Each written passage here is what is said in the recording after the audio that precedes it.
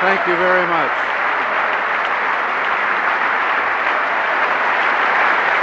Thank you. I'm going to walk for order.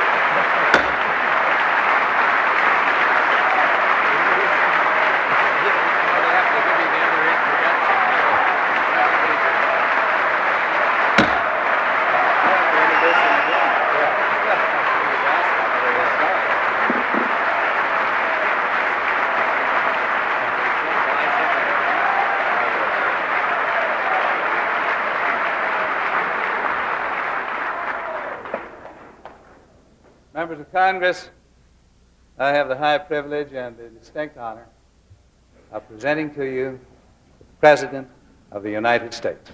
Thank you, Mr. Speaker.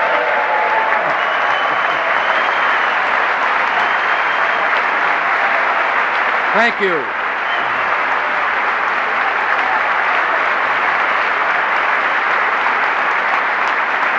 Thank you very much.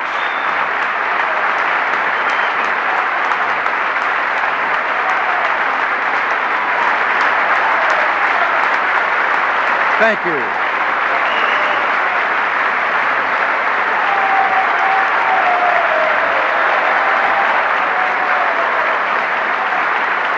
Thank you.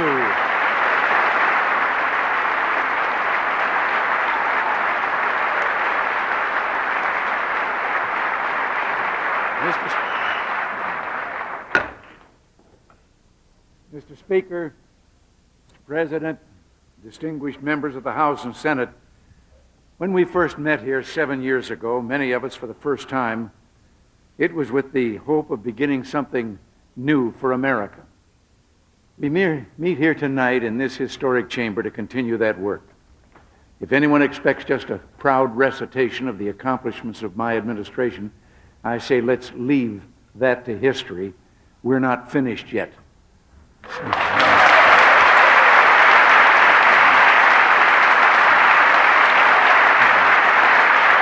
So, my message to you tonight is put on your work shoes. We're still on the job.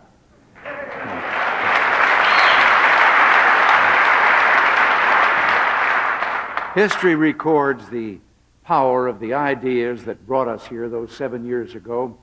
Ideas like the individual's right to reach as far and as high as his or her talents will permit, the free market as an engine of economic progress, and as an ancient Chinese philosopher, Lao Tzu said, govern a great nation as you would cook a small fish. Do not overdo it.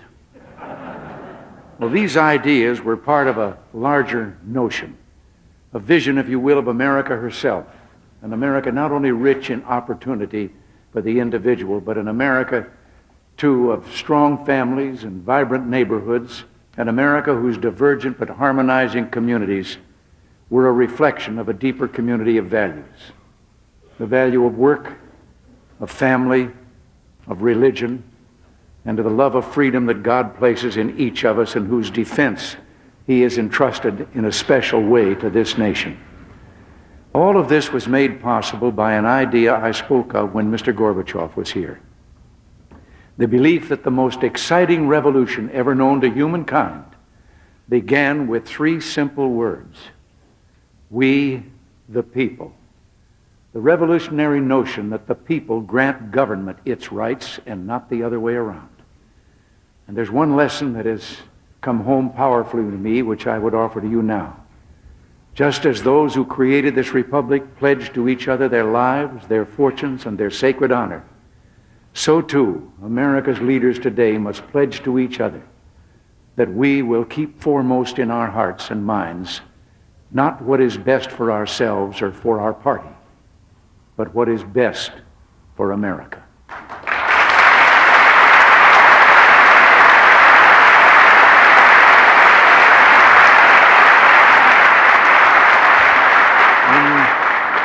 In the spirit of Jefferson, let us affirm that in this chamber tonight, there are no Republicans, no Democrats, just Americans. Yes, we will have our differences, but let us always remember, what unites us far outweighs whatever divides us. Those who sent us here to serve them, the millions of Americans watching and listening tonight, expect this of us.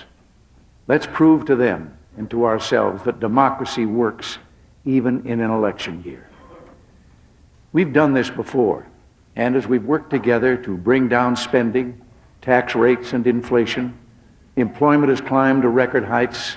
America has created more jobs and better, higher-paying jobs. Family income has risen for 4 straight years, and America's poor climbed out of poverty at the fastest rate in more than 10 years.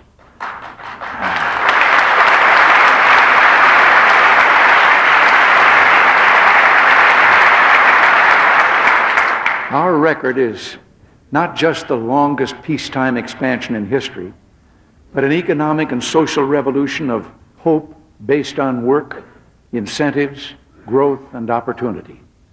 A revolution of compassion that led to private sector initiatives and a 77% increase in charitable giving.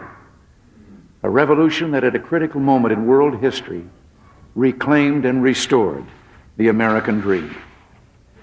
In international relations, too, there's only one description for what together we have achieved.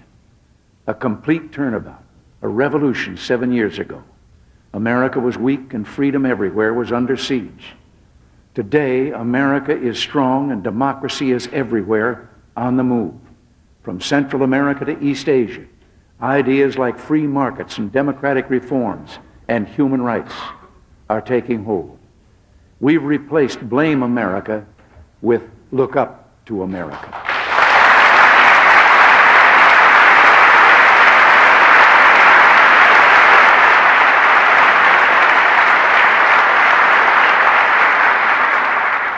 We've rebuilt our defenses, and of all our accomplishments, none can give us more satisfaction than knowing that our young people are again proud to wear our country's uniform.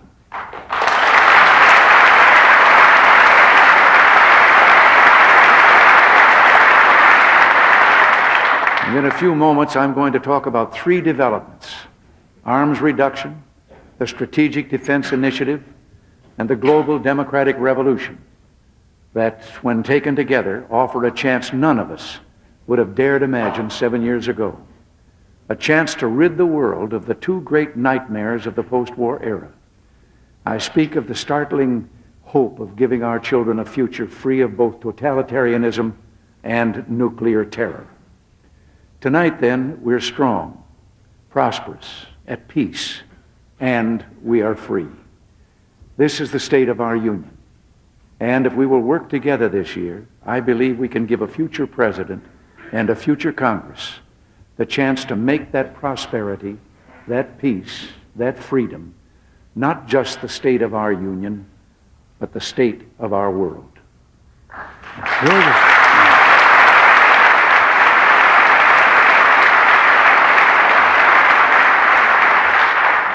Toward this end, we have 4 basic objectives tonight. First, steps we can take this year to keep our economy strong and growing, to give our children a future of low inflation and full employment. Second, let's check our progress in attacking social problems where important gains have been made, but which still need critical attention. I mean schools that work, economic independence for the poor, restoring respect for family life and family values. Our third objective tonight is global, continuing the exciting economic and democratic revolutions we've seen around the world.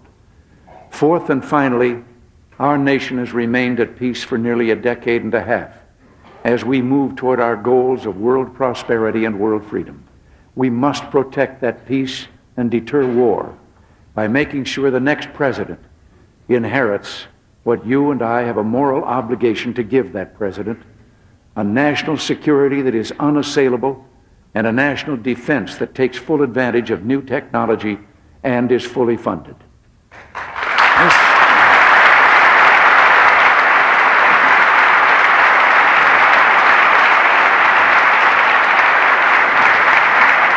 This is a full agenda. It's meant to be. You see, my thinking on the next year is quite simple. Let's make this the best of 8. And that means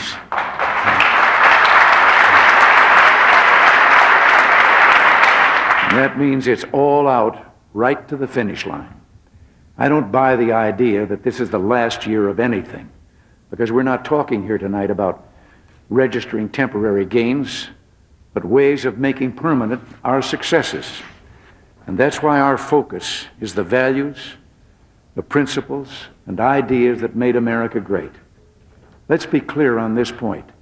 We're for limited government because we understand, as the Founding Fathers did, that it is the best way of ensuring personal liberty and empowering the individual so that every American of every race and region shares fully in the flowering of American prosperity and freedom.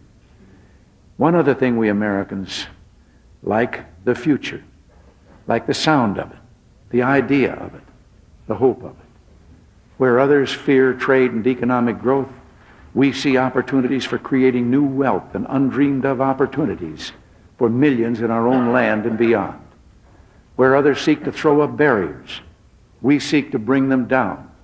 Where others take counsel of their fears, we follow our hopes. Yes, we Americans like the future and like making the most of it. Let's do that now. And let's begin by discussing how to maintain economic growth by controlling and eventually eliminating the problem of federal deficits.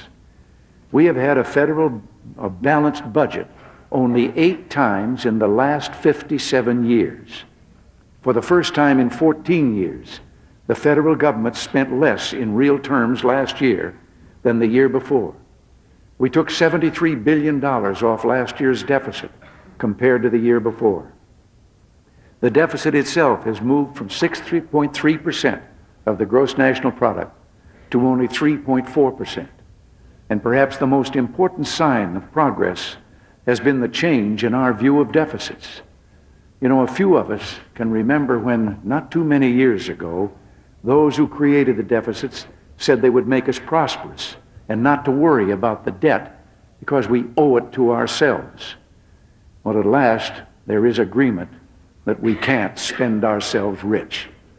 Our recent budget agreement, designed to reduce federal deficits by $76 billion over the next 2 years, builds on this consensus.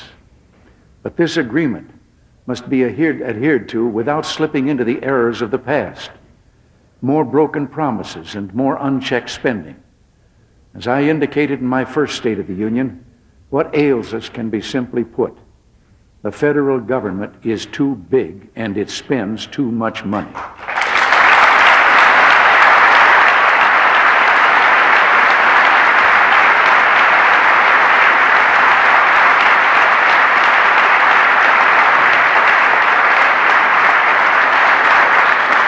I can assure you, the bipartisan leadership of Congress, of my help in fighting off any attempt to bust our budget agreement.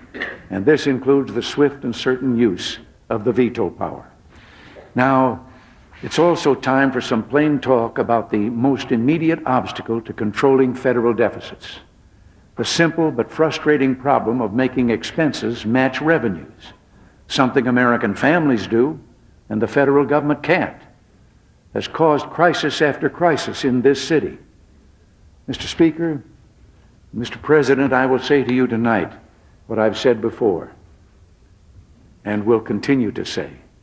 The budget process has broken down. It needs a drastic overhaul.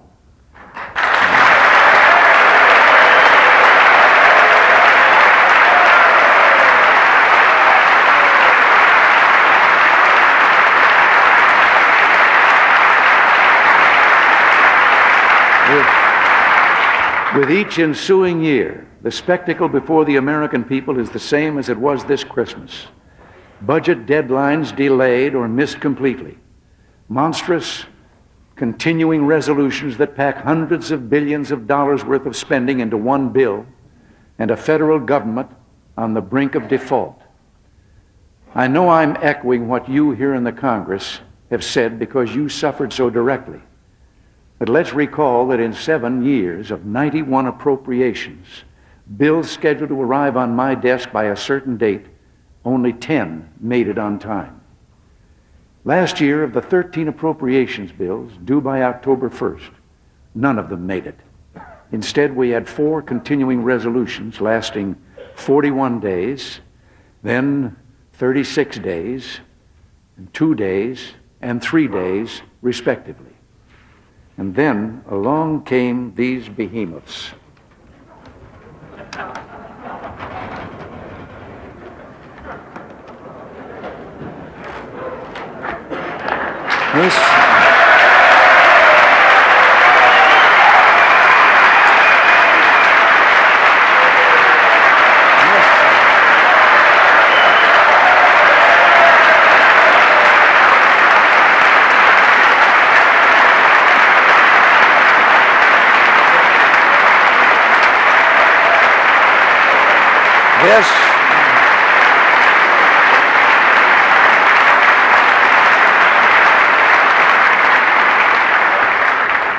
This is the conference report, a 1,053 pages report weighing 14 pounds.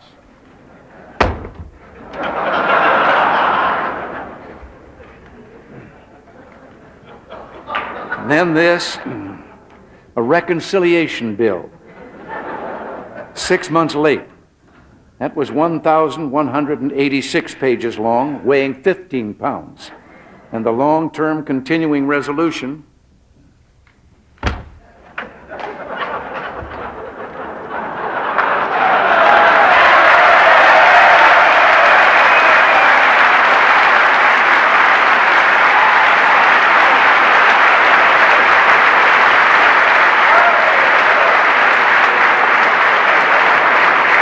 this one was 2 months late, and it's 1,057 pages long, weighing 14 pounds.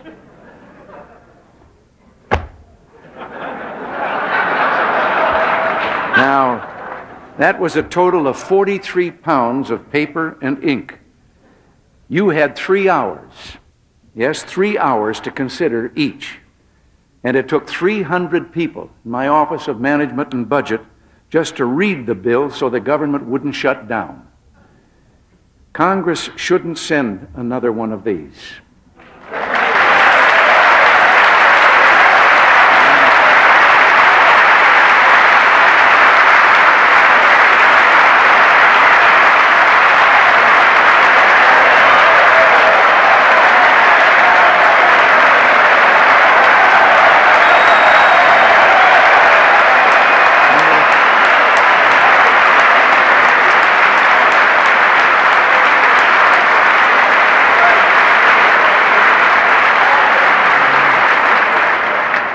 No, and if you do, I will not sign it.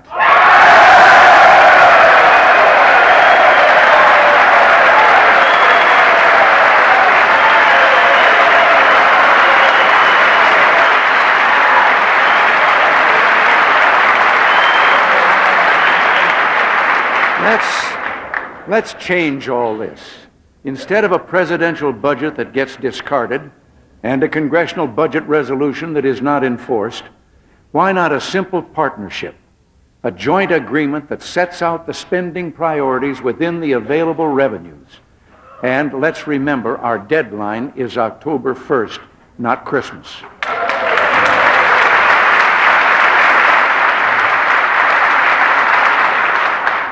Let's get the people's work done in time to avoid a foot race with Santa Claus. And yes, this year, to coin a phrase, a new beginning. 13 individual bills on time and fully reviewed by Congress. I'm also certain you join me in saying, let's help ensure our future of prosperity by giving the President a tool that, though I will not get used to use it, is one I know future presidents of either party must have. Give the President the same authority that 43 governors use in their states, the right to reach into massive appropriation bills, pare away the waste, and enforce budget discipline. Let's approve the line item veto.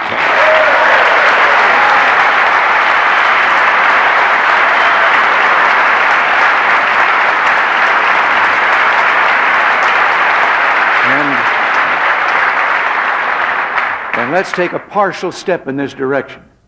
Most of you in this chamber didn't know what was in this catch-all bill and report. Over the past few weeks, we've all learned what was tucked away behind a little comma here and there. For example, there's millions for items such as cranberry research, blueberry research, the study of crawfish, and the commercialization of wildflowers. And that's not to mention the 5 or so million that is so that people from developing nations could come here to watch Congress at work. I won't even touch that. So tonight I offer you this challenge. In 30 days, I will send back to you those items as rescissions, which if I had the authority to line them out, I would do so.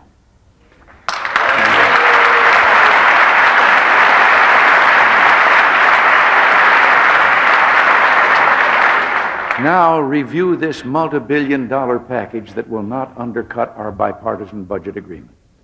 As a matter of fact, if adopted, it will improve our deficit reduction goals, and what an example we can set that we're serious about getting our financial accounts in order. By acting and approving this plan, you have the opportunity to override a congressional process that is out of control. There is another vital reform. Yes, Graham Rudman Hollings has been profoundly helpful, but let us take its goal of a balanced budget and make it permanent. Let us do now what so many states do to hold down spending, and what 32 state legislatures have asked us to do. Let us heed the wishes of an overwhelming plurality of Americans and pass a constitutional amendment that mandates a balanced budget and forces the federal government to live within its means.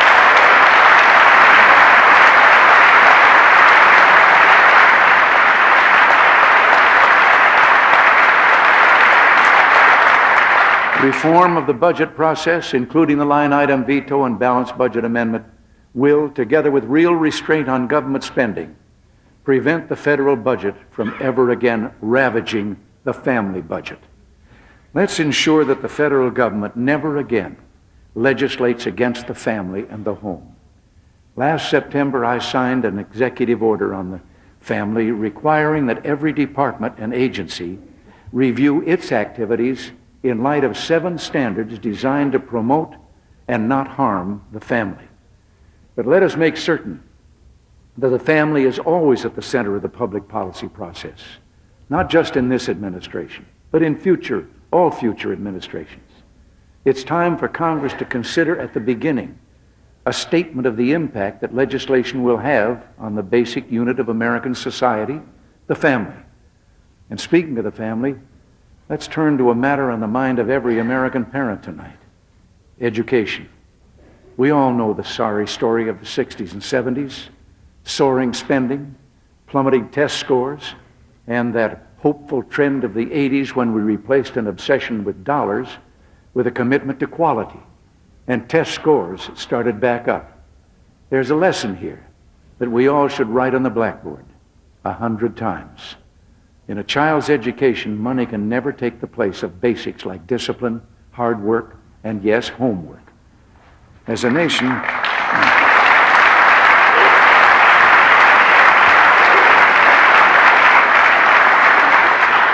nation, we do, of course, spend heavily on education, more than we spend on defense. Yet across our country, governors like New Jersey's Tom Kean are giving classroom demonstrations that how we spend is as important as how much we spend. Opening up the teaching profession to all qualified candidates, merit pay so that good teachers get A's as well as apples, and stronger curriculum. As Secretary Bennett has proposed for high schools, these imaginative reforms are making common sense the most popular new kid in America's schools. How can we help? Well, we can talk about and push for these reforms. But the most important thing we can do is to reaffirm that control of our schools belongs to the states, local communities, and most of all to the parents and teachers.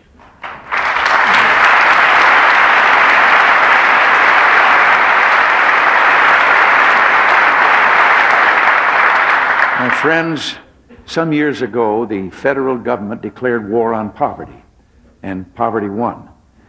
Today, the federal government has 59 major welfare programs and spends more than $100 billion a year on them. What has all this money done? Well, too often it has only made poverty harder to escape. Federal welfare programs have created a massive social problem.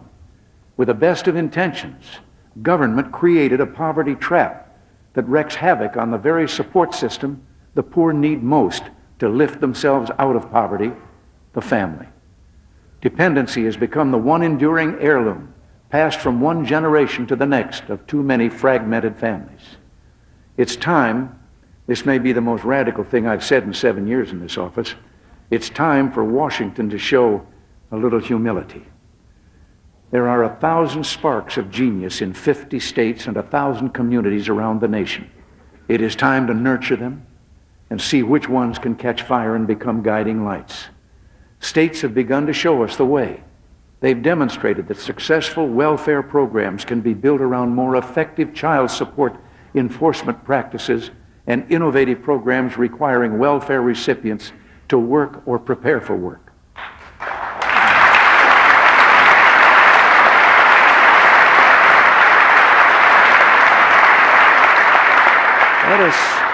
Let us give the states even more flexibility and encourage more reforms. Let's start making our welfare system the first rung on America's ladder of opportunity, a boost up from dependency, not a graveyard, but a birthplace of hope. And now let me turn to 3 other matters vital to family values and the quality of family life. The first is an untold American success story. Recently, we released our annual survey of what graduating high school seniors have to say about drugs. Cocaine use is declining, and marijuana use was the lowest since surveying began. We can be proud that our students are just saying no to drugs.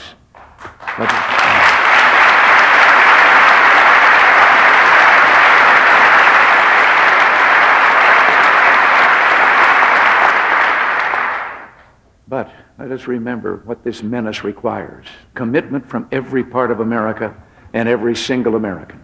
A commitment to drug-free America.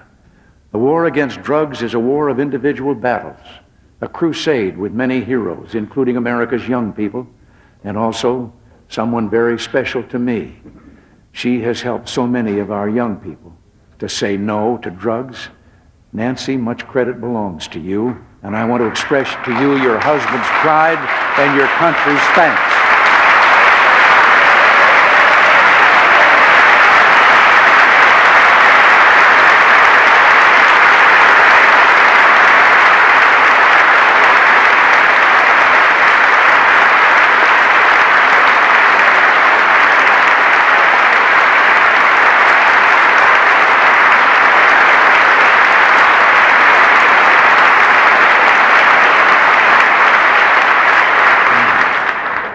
Surprised you, didn't I?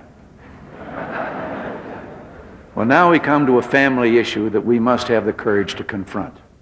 Tonight, I call America a good nation, a moral people, to charitable but realistic consideration of the terrible cost of abortion on demand. To say to those who say this violates a woman's right to control of her own body, can they deny that now medical evidence confirms the unborn child is a living human being entitled to life, liberty, and the pursuit of happiness?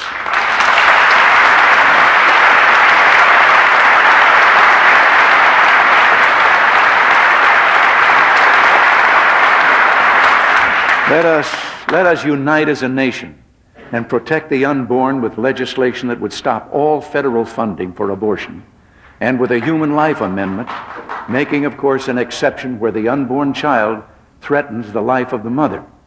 Our Judeo-Christian tradition recognizes the right of taking a life in self-defense. But with that one exception, let us look to those others in our land who cry out for children to adopt. I pledge to you tonight I will work to remove barriers to adoption and extend full sharing in family life to millions of Americans, so that children who need homes can be welcomed to families who want them and love them.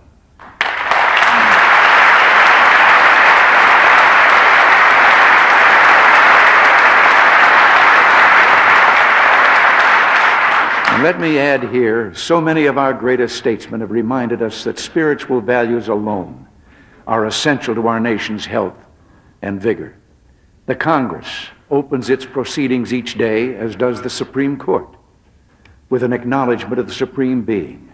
Yet we are denied the right to set aside in our schools a moment each day for those who wish to pray. I believe Congress should pass our school prayer amendment.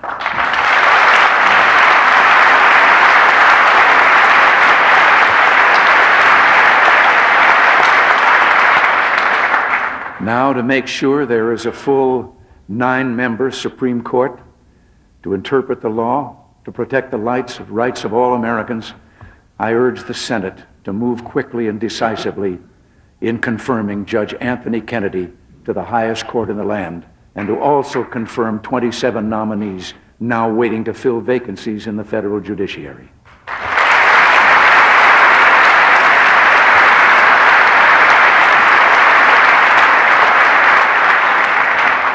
Here, then, are our domestic priorities. Yet if the Congress and administration work together, even greater opportunities lie ahead to expand a growing world economy, to continue to reduce the threat of nuclear arms, and to extend the frontiers of freedom and the growth of democratic institutions. Our policies consistently received the strongest support of the late Congressman Dan Daniel of Virginia. I'm sure all of you join me in expressing heartfelt condolences on his passing. One of the greatest contributions the United States can make to the world is to promote freedom as the key to economic growth.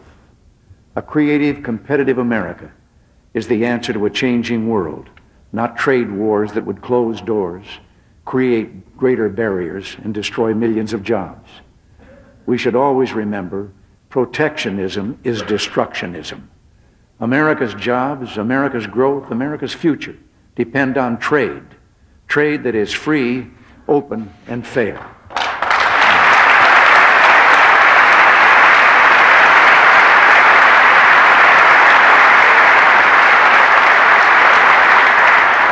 This year, we have it within our power to take a major step toward a growing global economy and an expanding cycle of prosperity that reaches to all the free nations of this earth. I'm speaking of the historic free trade agreement negotiated between our country and Canada.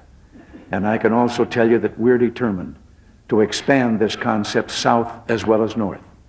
Next month, I will be traveling to Mexico, where trade matters will be of foremost concern. And over the next several months, our Congress and the Canadian Parliament can make the start of such a North American accord a reality. Our goal must be a day when the free flow of trade from the tip of Tierra del Fuego to the Arctic Circle unites the people of the Western Hemisphere in a bond of mutually beneficial exchange, when all borders become what the U.S.-Canadian border so long has been, a meeting place rather than a dividing line.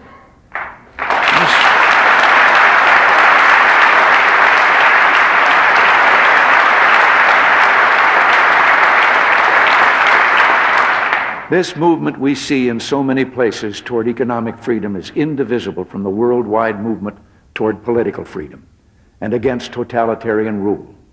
This global democratic revolution has removed the specter so frightening a decade ago of democracy doomed to permanent minority status in the world. In South and Central America, only a third of the people enjoyed democratic rule in 1976. Today, over 90% of Latin Americans live in nations committed to democratic principles. And the resurgence of democracy is owed to these courageous people on almost every continent who have struggled to take control of their own destiny. In Nicaragua, the struggle has extra meaning because that nation is so near our own borders. The recent revelations of a former high-level Sandinista major, Roger Miranda, show us that even as they talk peace, the communist Sandinista government of Nicaragua has established plans for a large 600,000-man army. Yet even as these plans are made, the Sandinista regime knows the tide is turning, and the cause of Nicaraguan freedom is riding at its crest.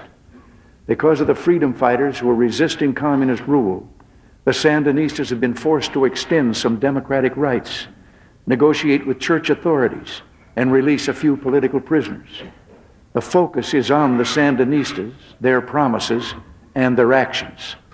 There is a consensus among the 4 Central American Democratic presidents that the Sandinistas have not complied with the plan to bring peace and democracy to all of Central America.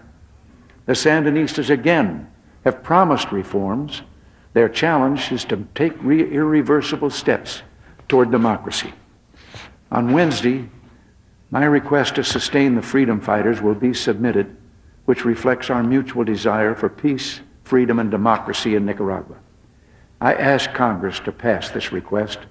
Let us be for the people of Nicaragua what Lafayette, Pulaski, and von Steuben were for our forefathers and the cause of American independence.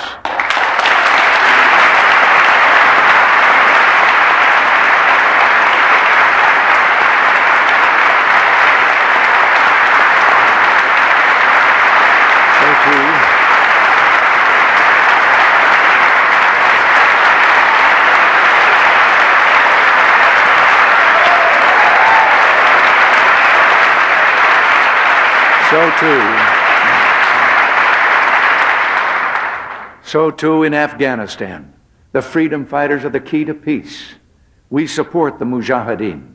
There can be no settlement unless all Soviet troops are removed and the Afghan people are allowed genuine self-determination.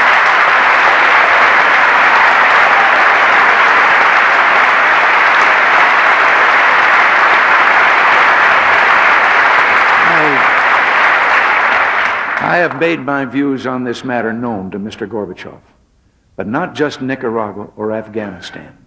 Yes, everywhere we see a swelling freedom tide across the world.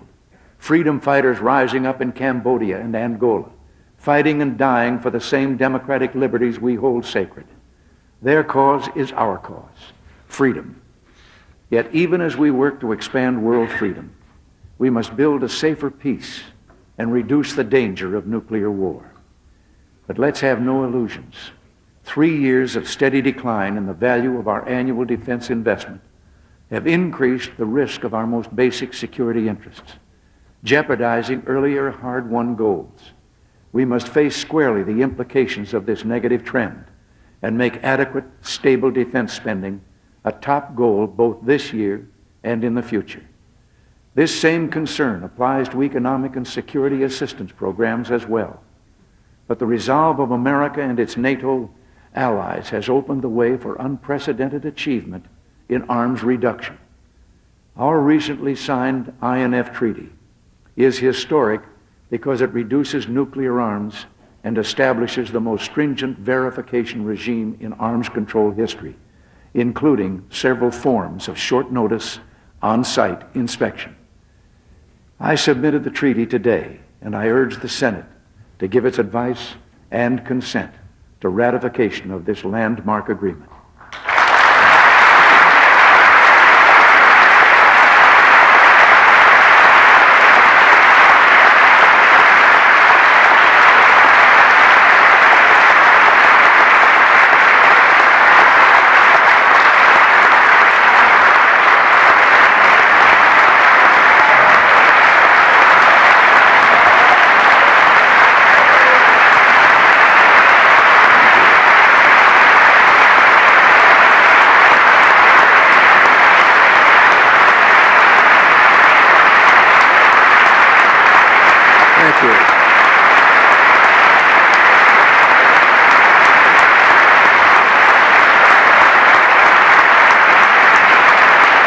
Thank you very much.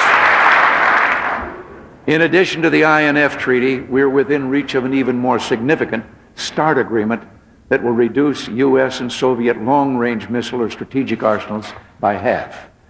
But let me be clear.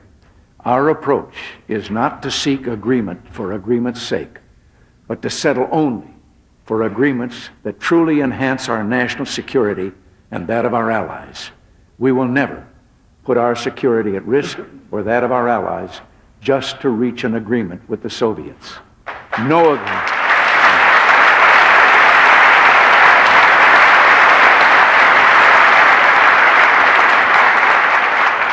No agreement is better than a bad agreement.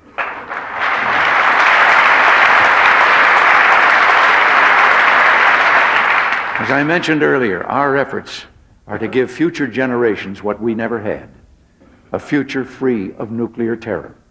Reduction of strategic offensive arms is one step, SDI another. Our funding request for our Strategic Defense Initiative is less than 2% of the total defense budget. SDI funding is money wisely appropriated and money well spent.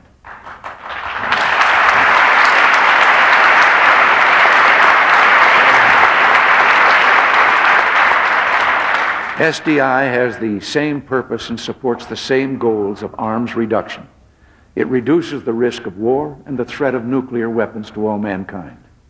Strategic defenses that threaten no one could offer the world a safer, more stable basis for deterrence.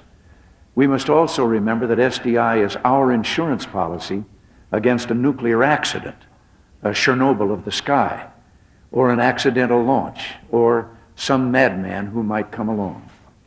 We've seen such changes in the world in 7 years as totalitarianism struggles to avoid being overwhelmed by the forces of economic advance and the aspiration for human freedom. It is the free nations that are resilient and resurgent. As the global democratic revolution has put totalitarianism on the defensive, we have left behind the days of retreat. America is again a vigorous leader of the free world, a nation that acts decisively and firmly in the furtherance of her principles and vital interests. No legacy would make me more proud than leaving in place a bipartisan consensus for the cause of world freedom, a consensus that prevents a paralysis of American power from ever occurring again.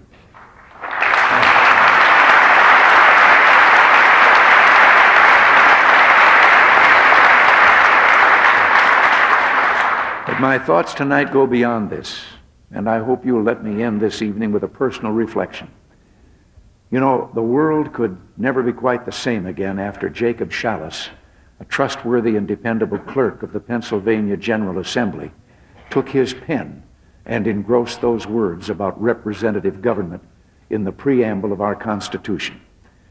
And in a quiet but final way, the course of human events was forever altered when, on a ridge overlooking the Emmetsburg Pike in an obscure Pennsylvania town called Gettysburg, Lincoln spoke of our duty to government of and by the people, and never letting it perish from the earth. At the start of this decade, I suggested that we live in equally momentous times, that it was up to us now to decide whether our form of government would endure and whether history still had a place of greatness for a quiet, pleasant, greening land called America. Not everything has been made perfect in 7 years, nor will it be made perfect in 7 times 70 years. But before us, this year and beyond, are great prospects for the cause of peace and world freedom. It means, too, that the young Americans I spoke of 7 years ago, as well as those who might be coming along the Virginia or Maryland shores this night and seeing for the first time the lights of this capital city, the lights that cast their glow on our great halls of government and the monuments to the memory of our great men. It means those young Americans will find a city of hope in a land that is free. We can be proud that for them and for us, those lights along the Potomac are still seen this night, signaling as they have for nearly 2 centuries, and as we pray God they always will, that another generation of Americans has protected and passed on lovingly this place called America, this shining city on a hill, this government of, by, and for the people. Thank you, and God bless you.